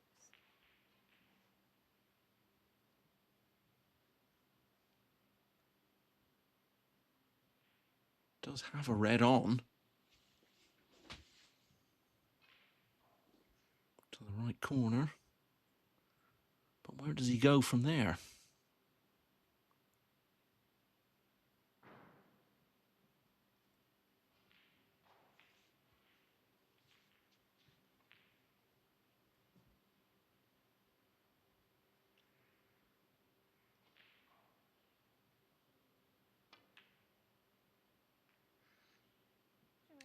That's a disappointment for him.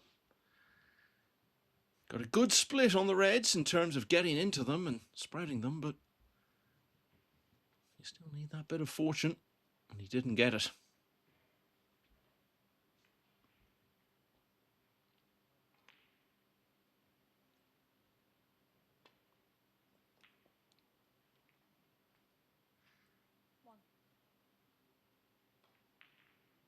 Seemed to take a little deflection off the red and into the pocket.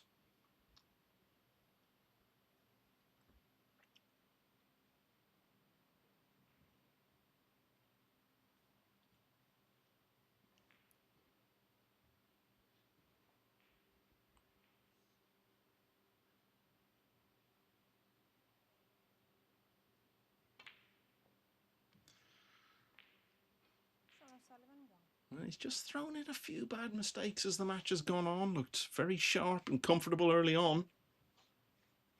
Of course, White, who's been around so long, will spot things like that. So he'll know the importance of winning this frame and applying that unique pressure a player feels when he suddenly finds himself in danger of losing a match that he was in such a strong position in.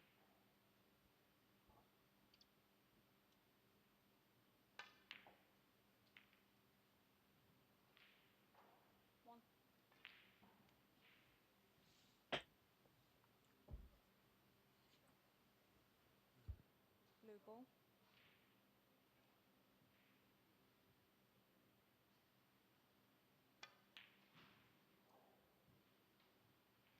Junior white 1. Just didn't hit that with any confidence whatsoever.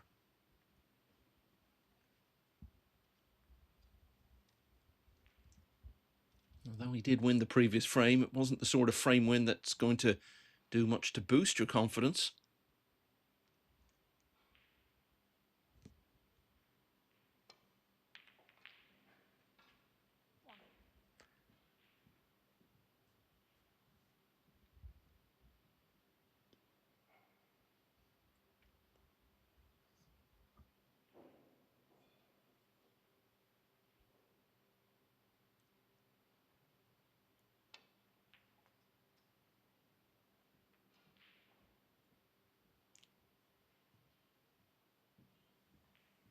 Well, that's okay. It's pulled up just in time for him to be on this red.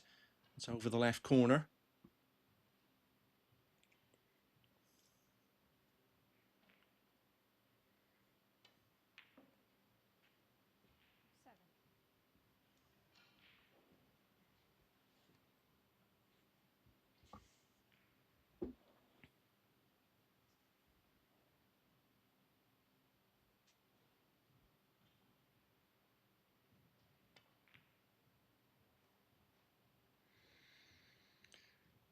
The sharpness and composure of earlier this evening becoming a distant memory for O'Sullivan now. Indications there from the motion he made after the shot that he didn't feel he got the cue through properly. Classic sign of tensing up.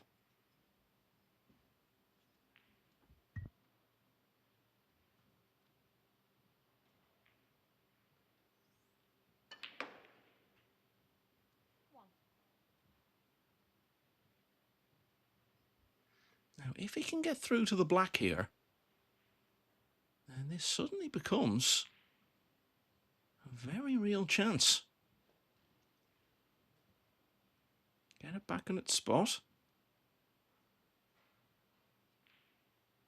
Be available to right corner.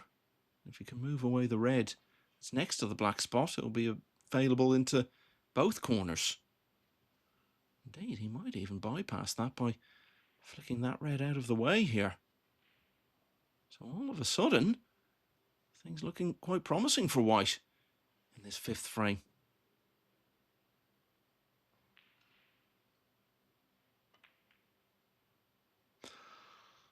Oh, but you got to pot the red, and I'm not surprised to see him react like that. It's not petulance, it's not bad sportsmanship. It's just frustration at how the night has gone for him. And the fact that just as he looked to have a chance to really get back in with a genuine chance of winning, he's gone and missed a red. That should never be staying on the table. Now, what can O'Sullivan do with his reprieve?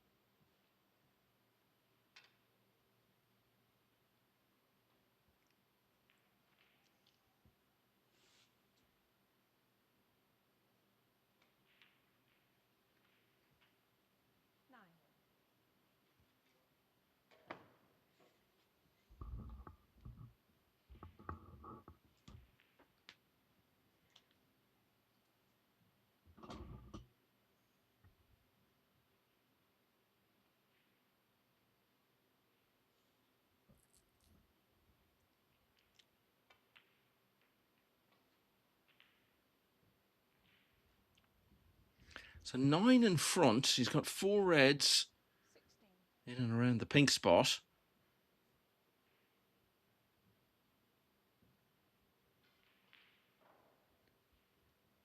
Can't win the frame with those.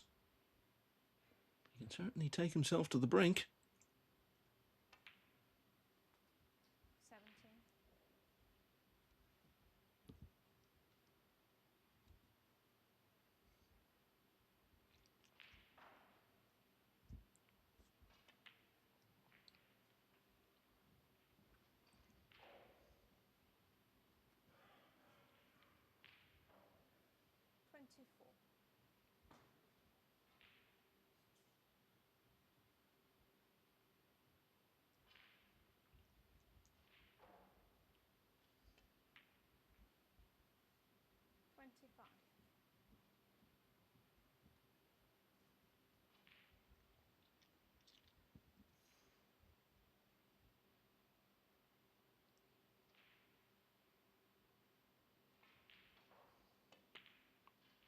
And all of a sudden, that spring looks to be coming back into his step. 32.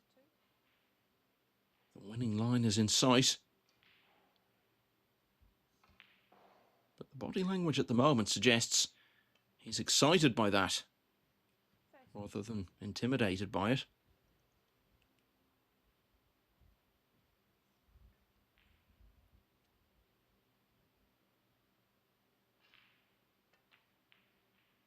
So I mentioned those 4 reds, which were in the open around the pink spot. Well, this is the last of them.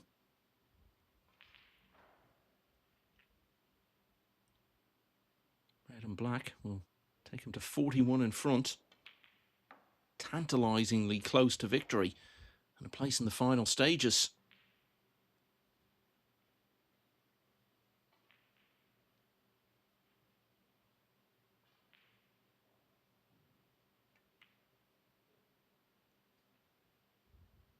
So he's got this red along the cushion. If he can find a colour to follow it, 48. that will be that.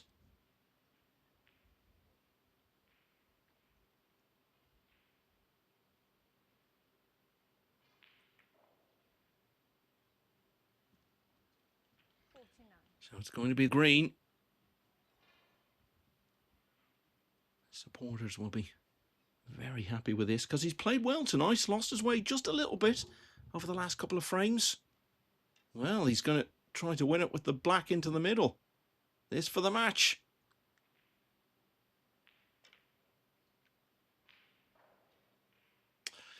Yeah, it always looked a little bit high. But it's a good break and it's put him in a very strong position. 42 in front, 43 left. White is playing SOS. He might feel like sending one out now.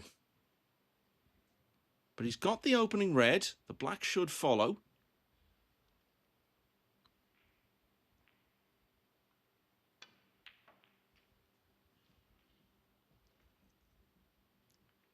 Didn't seem to try any positional heroics there. Just had to make sure of the 7 points.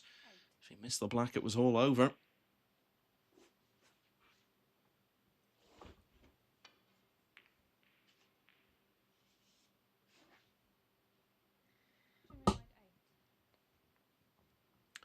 Well, that's not turned out great. I think we'll see O'Sullivan have a go at this and he can put everything into the pot, because if this goes down, White will need a couple of snookers to tie.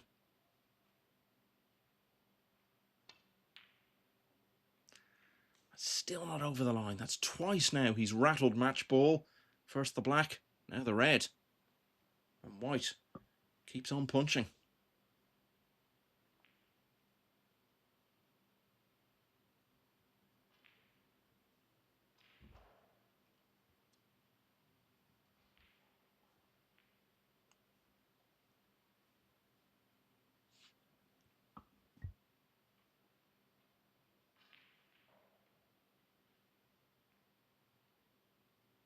Now, does he try to improve his position on the scoreboard a bit here by sending the red round the angles and getting a snooker in behind the black? Or is the green impeding that option?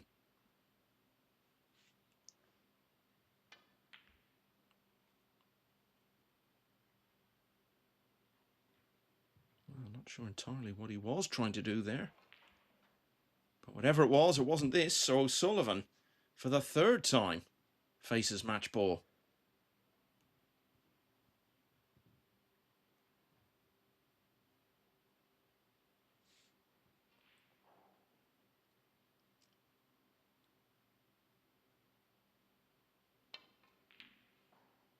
And for the third time, misses it.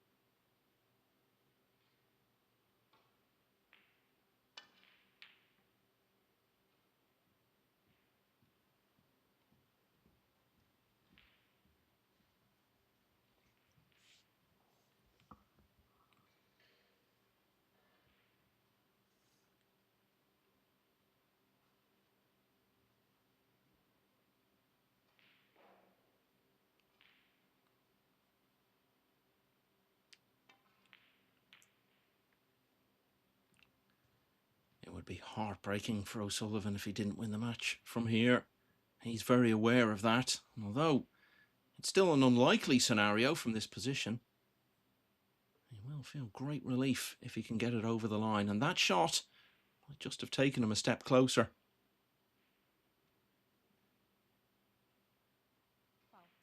In the end, White gets nowhere near making contact, and all of a sudden, there's 38 in the difference, only one red left. White needs a snooker. O'Sullivan has the chance to play the classic in or over on this final red.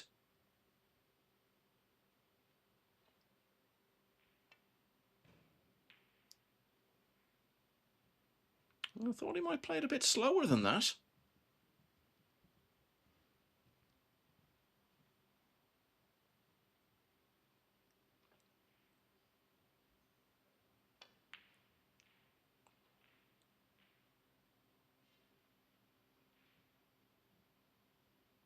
But this should be the end. I think White will shake his hand if this red goes down. Well, he may be an East Ender, but there hasn't been a great degree of drama for Sean O'Sullivan on his way through to Cheltenham. Victory over South London this evening. Sean O'Sullivan has played so much better than he did in losing heavily to White in China Open qualifying last month. O'Sullivan the winner by 4 frames to 1. He's on his way to Cheltenham for the final stages of the Unibet British Open. The 2-time champion Jimmy White misses out.